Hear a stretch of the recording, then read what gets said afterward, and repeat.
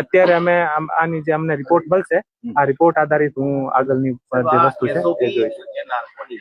એવું હાઈકોર્ટનું પણ એવું વર્ડિક્ટ હતું કે તપાસનીશ અધિકારી કે પોલીસ અધિકારી જ્યાં નાર્કો થતો હોય ત્યાં ન રહી શકે કે આવી ના શકે. શું આમાં અમે કોઈ પણ જગ્યા હાજર નથી અને અમે અમારું કામ હોય છે આરોપીને લઈને આવવાનું અને આનો જે આઈઓ હોય છે એ આઈઓ નું કામ જે એફએસએલ ના જે ઓફિસર હોય છે આની સાથે ચર્ચા કરવાનું, ચર્ચા કરીને અને જે આને જરૂરિયાત હોય આ વસ્તુ આપીને અને પછી આનો જે પર્સનલ અલગથી રૂમ હોય છે આના એડવોકેટ હોય છે સાથે એડવોકેટ અને બધા આને ભેગા ઉભા રહે હોય છે અને અમે પોલીસ ઓફિસર ક્યારેક પણ અમે આની પાસે પ્રિમાઇસીસ હોય એમાં જઈ શકે, જે પ્રિમાઇસીસ હોય એમાં રહી શકે. આરોપીને લઈને અમને આવવું પડે ને.